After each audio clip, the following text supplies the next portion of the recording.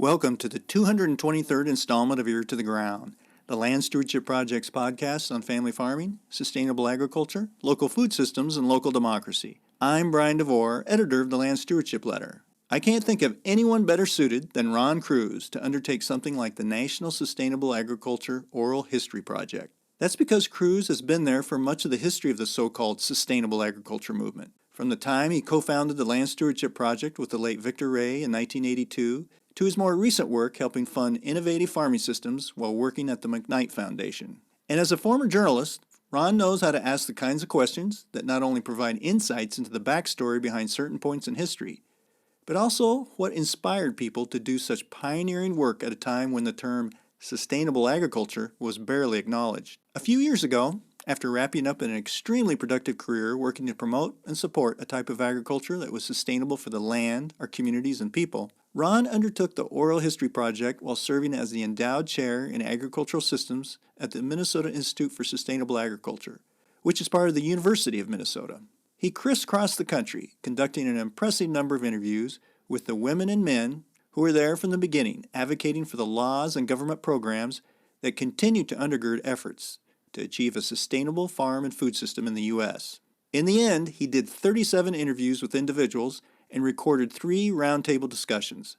Anyone who has followed the sustainable agriculture movement will recognize some of the people featured, including LSP's Dana Jackson, George Booty, Sister Mary Tashiny, and Mark Schultz. Kroese makes it clear that this archive, which is housed on the website of the Minnesota Institute for Sustainable Agriculture, is by no means exhaustive. There are plenty of sustainable ag influencers he would have liked to have interviewed given more time and resources.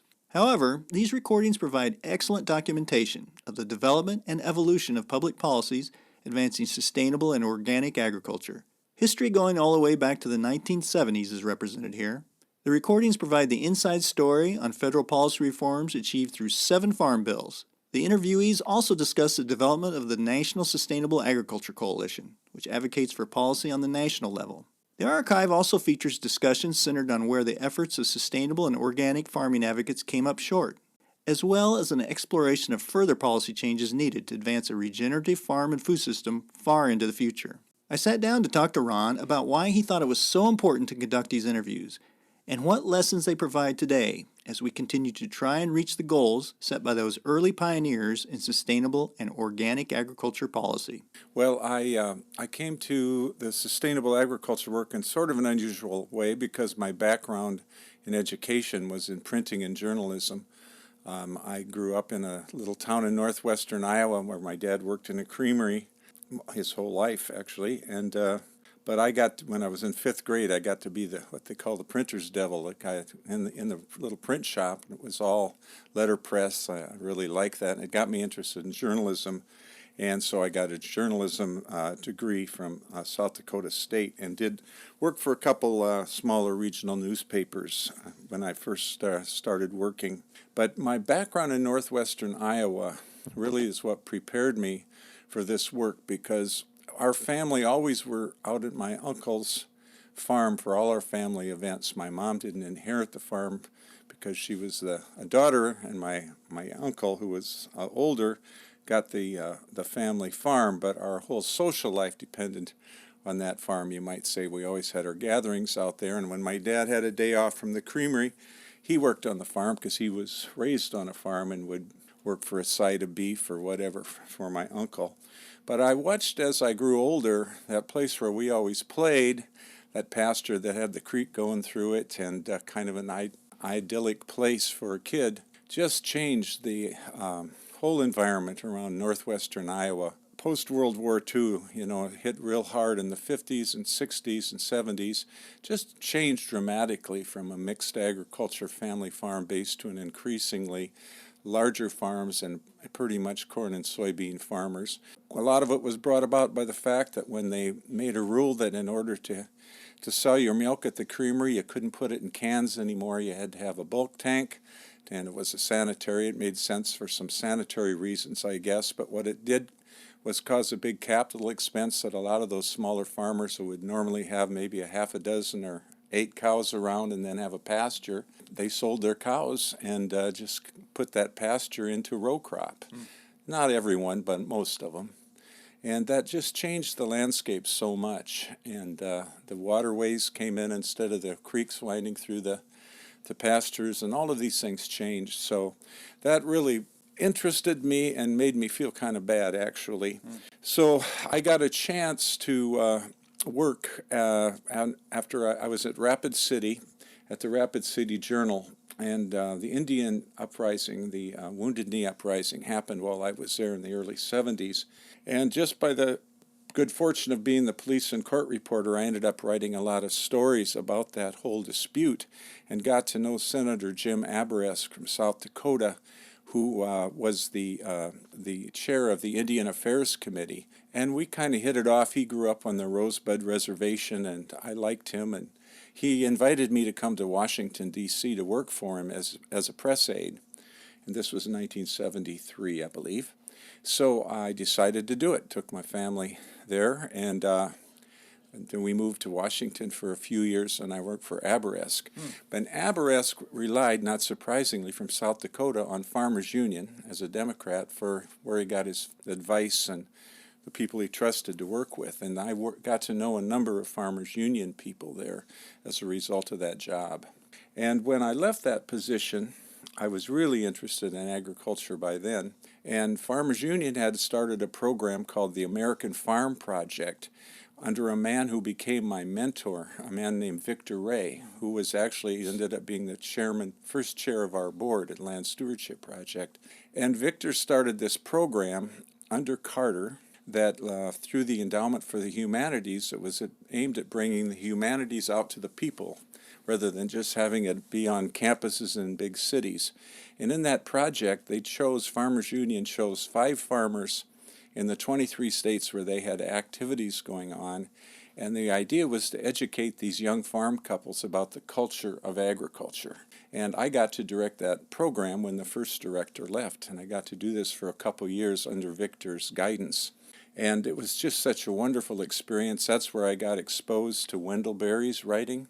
The Unsettling of America came out at that time, probably the most important book in my life, and I think many people's lives that are involved in agriculture. And that really set me on my path. And when Reagan got elected, the American Farm Project ended because it was a grant from the National Endowment for the Humanities. And Reagan took the humanities back on campus, put a guy named William Bennett in charge of it, and he was no friend to sustainable ideas.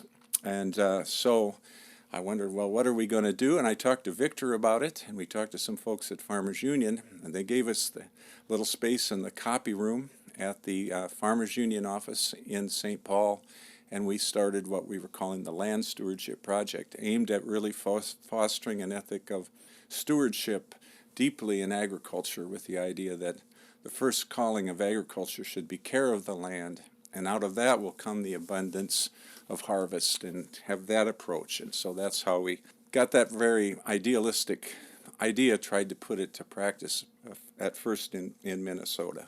And then along the way, then I got to direct land stewardship till 1993.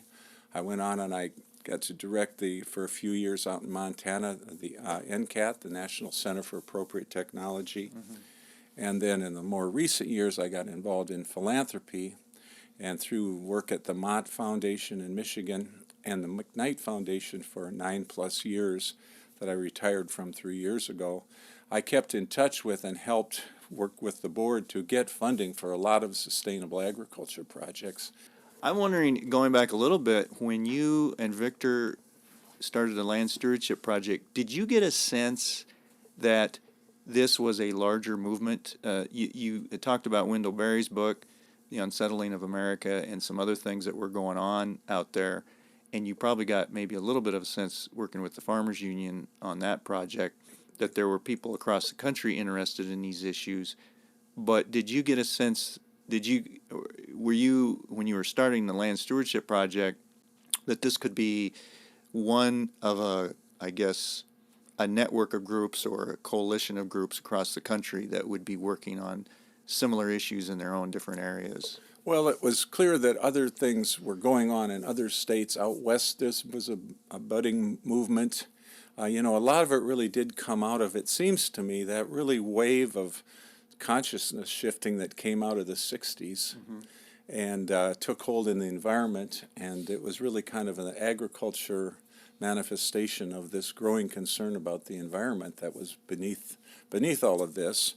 I'm glad you asked this question, though, because the other big motivator with the Land Stewardship Project being a pretty Midwestern-focused, largely Midwestern-focused organization, especially at that time, was the church, particularly the Catholic Church. And in 1979, in the fall of 79, Pope Paul II, I believe it was, came to Iowa and to visit the middle of the country, and the church was concerned about what was going on in agriculture, the loss of family farms, etc. And a group called the National Catholic Rural Life Conference was there in Des Moines, and together they came out with a bishop's statement called Strangers and Guests, which was a real strong church statement about the support of the concept of stewardship and the importance of agriculture, the importance of family farms. And that had a tremendous influence on it, on both Victor and me, and particularly on a lot of the farmers. I have to say that a lot of the farmers down in southeastern Minnesota, which were still farming with a very stewardship ethic, going all the way back to the 30s as pioneers in the conservation movement coming during the Depression out of the Dust Bowl days, they were religious people. Many of them were Catholic, and that encyclical really meant a lot to them. And then, fortunately, the Lutherans stepped in with the lands God giving, our caring was the name of their statement. And so there was a real religious sense of that we needed, as people of faith, we need to take part in this, and we need to bring that aspect into the environmental movement and particularly into agriculture.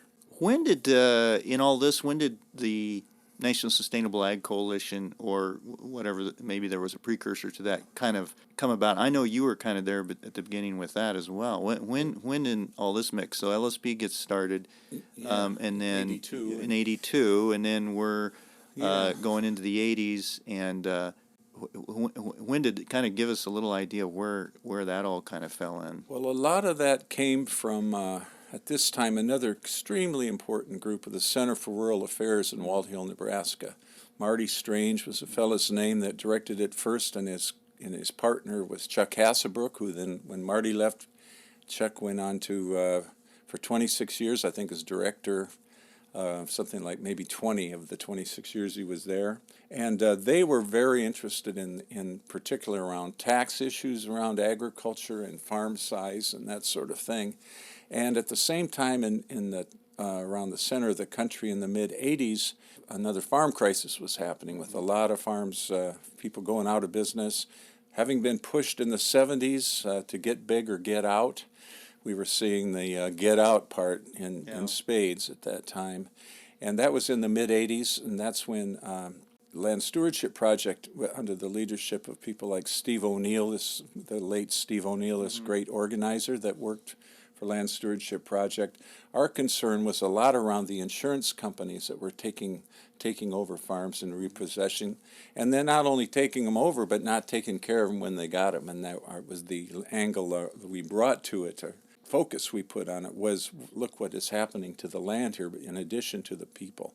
So it was that time in the mid-'80s when then that was going on in other states, and we found people who were working on this concern in Wisconsin, in Iowa, in Nebraska with the Center for Rural Affairs, and we decided to form the Midwest Sustainable Agriculture Working Group, and we got Ferd Hefner, one of my big heroes of my life, was ready to, he was freelancing at that time, and we were at a very modest amount of money we were able to raise. We were able to engage Ferd to work with Chuck, and actually Ferd working in Washington, and that's when we've started to try to affect national policy. We came to realize, I always say that the reason we didn't have land stewardship on the land the way we wanted it wasn't so much a human frailty, it was the fact that the policies were driving people in the other direction. All the incentives coming out of government were pushing people to get bigger, to concentrate on just one or two crops. And the idea of a general farm was just sort of falling out of fashion and really almost out of economic possibility. So that was driving it.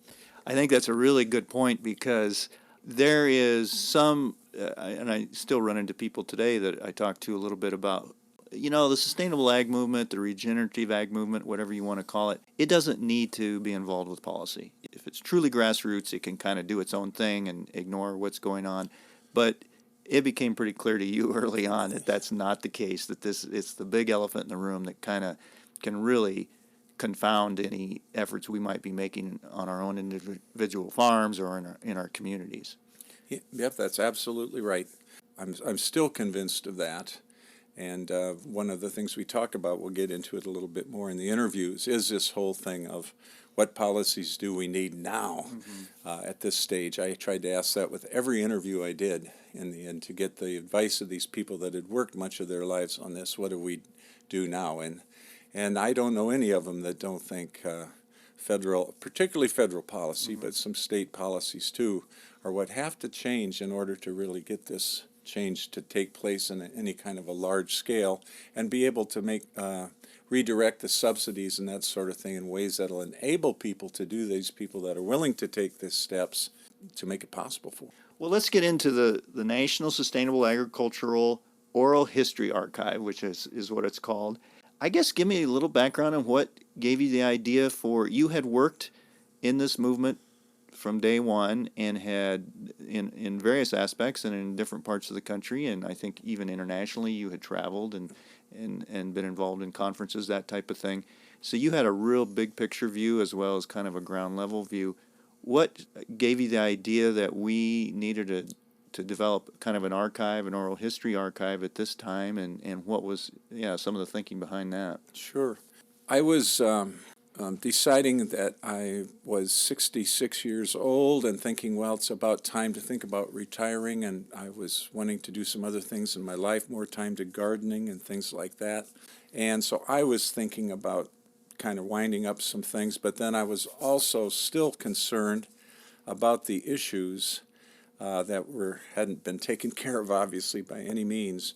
And what I've noticed is that a lot of young people were increasingly interested in sustainable ag, and the programs at the universities were filling up with students, and all this wonderful thing were happening. But I became aware that these young people, how could they have any kind of awareness of what went into this, the 30 years that brought us up to where we are today? And I also, that was compounded by the fact that realizing my own age and several of these people I knew that I considered mentors and pioneers were older than me. And I just realized I've got to get these people on the record so that this is there for the future, for people now that are interested, but also particularly for the future. I always said that when I would start my interviews, let's pretend that it's 50 years ahead or 75 years ahead in sustainable agriculture. We've come out, it really is dominating now. Things have come around finally over the years, and people are going to look back and, well, how did this all get going? I mean, who did this? Why did this start? And what was motivating these people who are clearly rowing against the tide? What got them going? So it was that, and I'm also thinking, this phrase, those who cannot remember the past are condemned to repeat it, Santayana's phrase. I think that we just need to, obviously, it's a cliche almost, you got to really look back so you don't make some of the same mistakes. And I thought that's another thing we can accomplish with these interviews. I think that's a really interesting way you set up the interviews where you said pretend that it's the future. What did you say, 30 years or 50 years? I said 50 or 75. And that the sustainable ag movement is the dominant model. I think that's a really great way to set it because it could probably affect people kind of the way they, well, for one thing, it's really smart to say pretend people don't, because people are speaking in the moment and they're going to assume people know certain things. Well, in the future, they're not going to know that. But the other thing is that we won, and this is how did we do this? Because it sounds like maybe reading between the lines, one of your goals was to show whatever movement it would be that people might get something out of this because they could say, well, how does a movement like this, which was the underdog, which was not in any way close to even being the dominant model, how does it succeed? How do you kind of punch above your weight kind of thing? Exactly. Yeah, and that needs to continue to happen. But when you look back, what some of the folks, like I'll mention some names later, but like Roger Blowbaum, who still around, I think he's about 90 or so now, and he, was working back with Hubert Humphrey in his campaigns in those days. And when you look back to the literature somewhat, the way these people that were bringing these sustainable ideas forward were just so dismissed and ridiculed. I think I think this was Earl Butts that said, okay, if we're going to have organic farming, are you ready to have manure piles as high as the Empire State Building? All this crazy stuff, It reminds me, I always think about this phrase. I looked it up this morning to get it right, from Mahatma Gandhi. First they ignore you, then they laugh at you, then they fight you, then you win. Well, and I always want to add one extra thing to Gandhi's great quote is, I think that then they fight you, and in sustainable ag, then they try to co-opt you. And that's the struggle, too. That whole thing of, okay, right now there's some fashionable aspects to the organic farming and sustainability, and some corporate interest in it for their own profit and benefits, with some good intentions, I think, as well. But that whole issue of co-optation coming into the picture too is part of it. Well, that was what I was going to ask, is what stage are we at right now? I think we're in the winning but co-opting state. But I also I think to say that we're winning is very optimistic and maybe a little Pollyannish, because one of the things that when I asked people at the end of the interviews, almost invariably, everyone talked about their disappointment being that the deeper issues of the structure of agriculture that go all the way back to Bob Berglund's A Time to Choose study in the 1980 really have not been met. And we still are in a situation where we have this dominant industrial agriculture, high input mode operating on most of the land, while the sustainable organic is coming in, but it's still on the margins. And the deeper aspect of that Wendell Berry talks about in West Jackson is that how can you have sustainability in just part of the earth, or when everything's connected to everything else? How long can this happen? And it's proven every day practically in studies that even the organic food has pesticides in it. It's just an example of that. So that, I think, is our real struggle that we've just got to continue to find through policies and other efforts to keep to ultimately get this dominant paradigm changed. And not to get too diverted from our discussion, but I think this is where even like issues of climate come in to begin to really solve the fearsome prospect of climate change is doing a lot of things that involve sustainability and particularly in the role of agriculture. So. You've partially answered my next question, which was who the audience is, but it sounds like one of the audiences is people who are involved, kind of the younger people coming up into this movement, which is really exciting to see, Yes. to make them realize there is this history there. But it sounds like there was some other audiences you had in mind as well.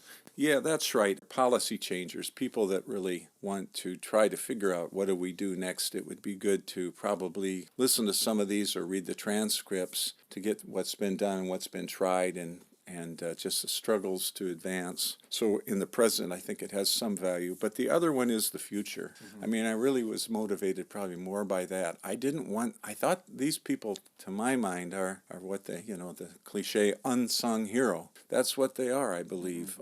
And it's no wonder people haven't heard of them. They aren't the kind of people that toot their horns that much. And there were voices that needed to be heard from a historic perspective. That was really my principal motivator. Is there something in particular about oral history that lends itself to telling this story? There's nothing beats hearing people in their own voices. We decided, I think all but two maybe, or maybe three of the interviews I was able to do with a videographer. They're not great videography, they're just talking heads, but at least you're looking at these people when they're talking, and it kind of think just the way they look, what they wear, and everything even sort of sets the period for the future of what this was. I just think it just has so much more meaning and easier for people to really listen when it's in their own voices. And I think with the further aspect of video, it just makes it all the better. And then what we decided to do, which did make more work, but I thought it was another way of reaching out to people. When you go to the website, you have the choice of watching the video. If you'd rather just listen, You can hear the interviews, just the oral part. And we also did transcripts. I managed to find a wonderful transcriber. So the transcripts are there too. I wanted to talk to you about the timing of it. You talked a little bit about that in that, yeah, we have some of these folks are getting up there in years. I know, for example, Bob Berglund, the former U.S. Secretary of Agriculture, who was one of the people you interviewed and who was a key player, is no longer with us. So that's part of the timing, but it also sounds like part of the timing also has to do with we're at a point in the sustainable ag movement when it's getting taken seriously, but we're not quite there. And so maybe something like this, I wonder if that played into it a little bit of the as far as the timing of doing something like this. Well, you're right. I think it was primarily motivated by my feeling that we're really losing these voices and that they needed to be heard. And particularly with Berglund, this thing I mentioned about this Times, the report that they did on the structure of agriculture, trying to choose, you read it and it could have been written last month practically. So to bring that out and make that point about the structure of agriculture issue has to come to the fore in a way that if we're really going to get deep change in.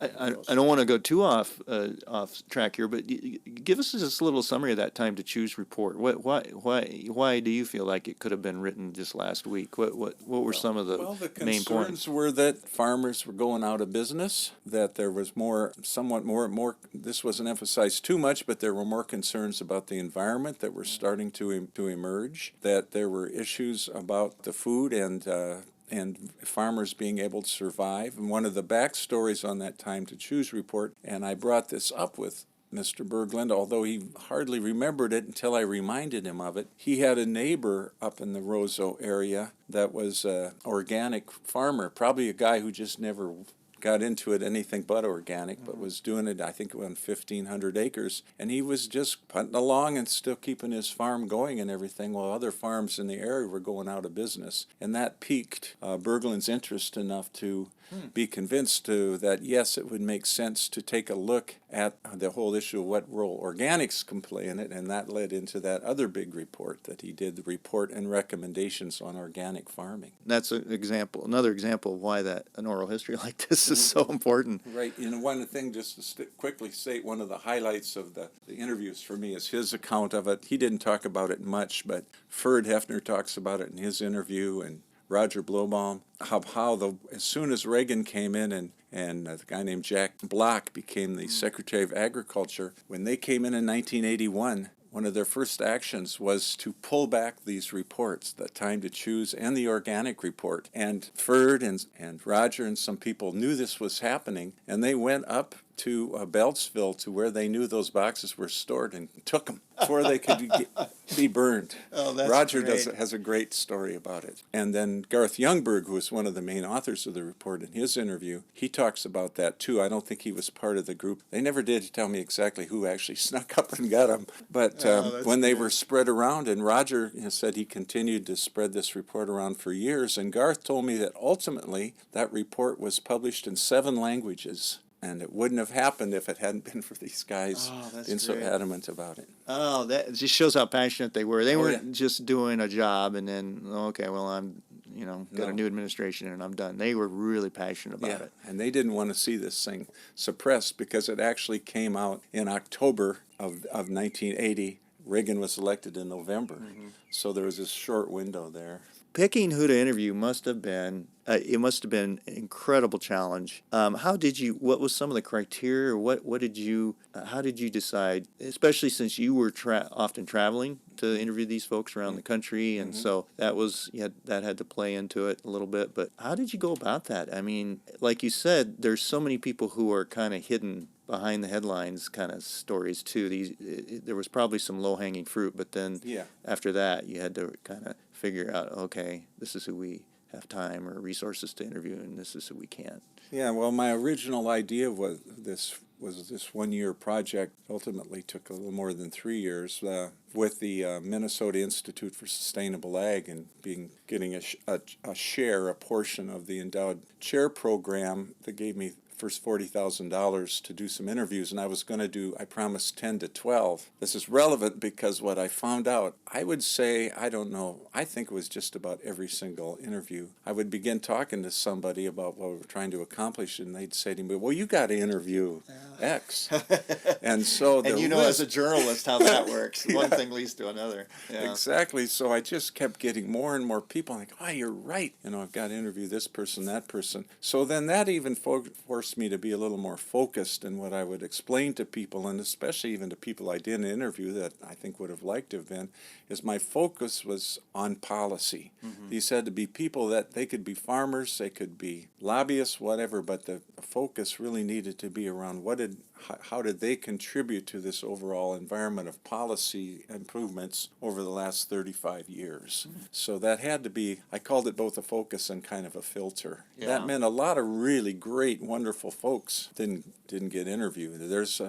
This archive could be twice as big, mm-hmm. and even still stay on policy pretty much. Yeah. But there's just a whole lot of people that I didn't get interviewed. Well, and this gets back to an earlier one. I sure wish I would have gotten my mentor, Victor Ray, who's an pretty unknown guy, but really an important man in Farmers Union's history, and especially like in our land stewardship project history. He was our mentor. But people that are still living, the number one group or whatever that's missing in there, in my view, and I might get some energy or see if I can raise a little money to cover the costs, would be the funders. The movement, as we call it now, for sustainable agriculture would not have really been able to flower the way it did, as much as it did, without the support of some visionary funders. But there's also, people have mentioned, get in trouble when you're leaving. I could be leaving some wonderful folks out too, but Bill Liebhardt was so important back in the 80s to the movement. And then on the congressional side, Patrick Leahy. Patrick Leahy had his staff person, Kathleen Merrigan, and I did get to interview Kathleen, fortunately, but Leahy did so much. Especially then working with Senator Harkin, who I did interview, fortunately. But there's a lot of folks out there that were really critical that still could be interviewed. One of the things that really struck me, and I think that's why this archive is so, just really does an excellent job of not only providing this history, but some really integral insights into what makes something like this work, is that you were there from the beginning, but from the ones that I listened to, really was struck by how when somebody is part of a movement and has been there for a lot of it, the danger is sometimes they don't ask the questions that maybe people who don't know anything about it would want to ask. But you seem to strike that balance of you were able to direct the conversation in a way that really would pull out some things that maybe the people had forgotten or weren't aware that was going to be of interest. But you also ask the questions that, like you said, somebody in 50 years might want to ask, and I think you just did an excellent job of that. It just really helps kind of make this a full-bodied kind of piece of not only history, but just a real example of how a movement can come about. But was there anything that you, even though you've been there for all those years, that you were like, wow, I didn't know that, or I hadn't thought of it that way? Was there a couple things that really surprised you? Yeah, I think, I already probably said the main surprise from the interview content was I'd heard rumbles about how that report was suppressed, the two reports on structure and on organics, but I never really heard the story about actually having to sort of sneak out the boxes of the books and spreading those around and everything. That was a surprise to me, and a point of pride for a lot of these people now that happened and that they had enough nerve to do it. I think that was a pleasant surprise. I think from sort of the actual doing of the interviews, it's not exactly so surprising, but I was gratified by how great many people's memories were. Some of the questions I was asking came in part because I couldn't quite remember myself, but I knew if I talked about enough people, I'd get some of these things filled in well. Ferd Hefner in particular, he has the longest interview at 3 hours long, and I looked at it this morning. It's 39 pages of transcript. Wow. And it takes you from the 1977 Farm Bill up through 2014. And Ferd can actually say, well, so-and-so wasn't on the Ag Committee and that Farm Bill. They were on the next one. But then, he just has this encyclopedic memory. And to get that down was really wonderful. And that was a pleasant aspect of doing these interviews. And the other thing, and there again, it wasn't so much as surprising, is that I found two in person, they were honored to be interviewed, I would say, and they were humble about it. They were humble about their accomplishments, and were always talking about how we worked as a team. That was a big aspect of it. Nobody was talking about how I did this or I did that. There was very little of that. There was a genuine humility and a sense of the way things were accomplished was through all of this teamwork. Yeah, I was struck by that, how many of the interviews where people mentioned other people's names. Yeah. And when we were working with this person or that person, rather than, like you said, the I Right. kind of situation. And I was grateful for that because I couldn't interview everybody, and I didn't always remember all of those folks either. So I really did encourage people to name other people that they worked with. So we got that on the record. And then the other thing that was consistent, as I mentioned before, there is sort of a sadness to the fact that some of these changes that seem so righteous haven't been happening the way everyone hoped they would. Was there any favorite? You've mentioned a couple things that sounds like that really pop into your mind, like the the interview about the documents that were rescued and that kind of thing. But were there any others that really, some favorite ones that you I don't know, that maybe you're like, wow, this is why I did this project? That's kind of a dangerous question because I don't want to leave Yeah. anybody out. But the truth is it really was fun doing these interviews. I just really enjoyed them, and they all had something that made them memorable to me and worthwhile, So I really truly did enjoy all of them. I think the way I could approach this question is for maybe people that haven't gotten into them at all, where to start or a couple of places to look. I mean, I've already mentioned Ferd Hefner. I think if Ferd Hefner and Kathleen Merrigan, if you want to look at just the history, taking it through the years of the farm bills, those two people, and then maybe the interview, that one of the latter ones I did where I got Ferd to sit down and have a dialogue with Senator Harkin. And Harkin was in Congress for 40 years, 10 years in the House and 5 terms in the Senate, and to have Ferd and him taking you through his history and what they accomplished during his time there, which went back to 75, is very, very good place to start. I think one of my favorite on a kind of personal level is I really care for this woman named Sister Mary Tasheny. And she was an early board member of Land Stewardship Project, the School Sisters of Notre Dame, and she talks a lot about the role of the church in the early days, and she's such a fine person, and we had such a nice time being interviewed. I just think the world of her and brought that religious aspect into it. I mentioned Roger Blowbaum. Roger lives out in Washington, D.C. Roger brings a real sense of history, and I wanted to note Roger because Roger is still doing this work. I think he told me he had 100 boxes in his basement of he just kept all this great record, and so he's been working for years now with the University of Wisconsin, and it's rogerblowbaum.com, and it just all of his papers and marking all of these times he testified and the hearings and what was accomplished. It's a wonderful contribution that's going to be a great value, I think, to historians in the future. I'd encourage people on that front. And then I got to interview, for example, some people that were not Caucasians that were very much a part of it. And I'd like to even do more of that. I think about my interview with Don Bustos, this farmer down in Santa Cruz, New Mexico, who's a really articulate man who's farming on this small farm that went back 300 years in his family, and the role of water in their farming is so important. And he talks about how he benefited himself from this program, the SARE program, the Sustainable Ag Research and Education Program grant. Even though he is an advocate for the program, he got one for his own farm, and how it changed his life by being able to produce greens in his greenhouse all year long using solar technologies and things. And he just has this stirring example of how significant that program was. And I would also say for people starting out, maybe a good place to start is those roundtable discussions where we brought 10 people together around a table, and all of them deserved a full interview. Some of them I did interview in more detail, but that's a really good way to start with looking at some of these leaders going way back.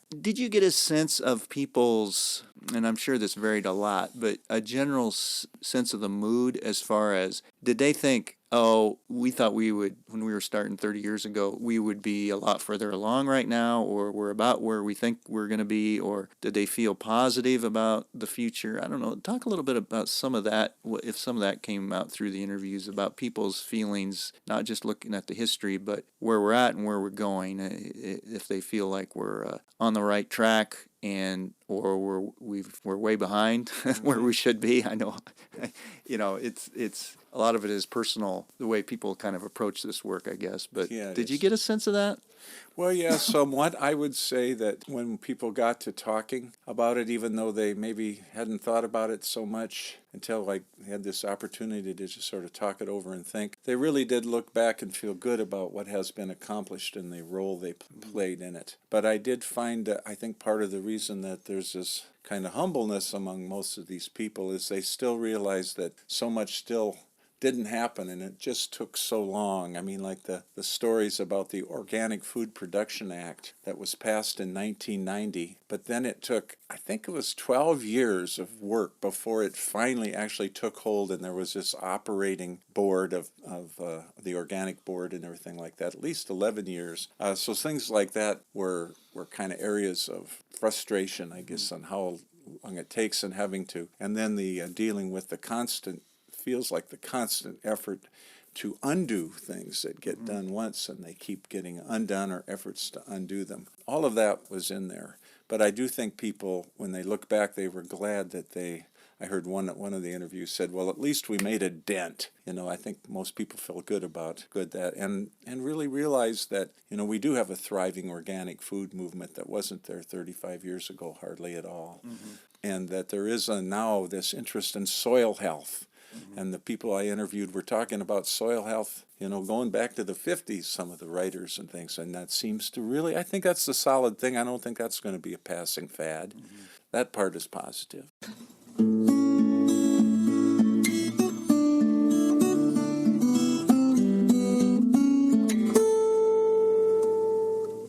The National Sustainable Agriculture Oral History Archives interviews are available on the Minnesota Institute for Sustainable Agriculture's website at www.misa.umn.edu. There, you'll also find written transcripts of the interviews and roundtable discussions. If you have comments or suggestions about this podcast, contact Brian DeVore at bdevore@landstewardshipproject.org, or you can call 612-722-6377.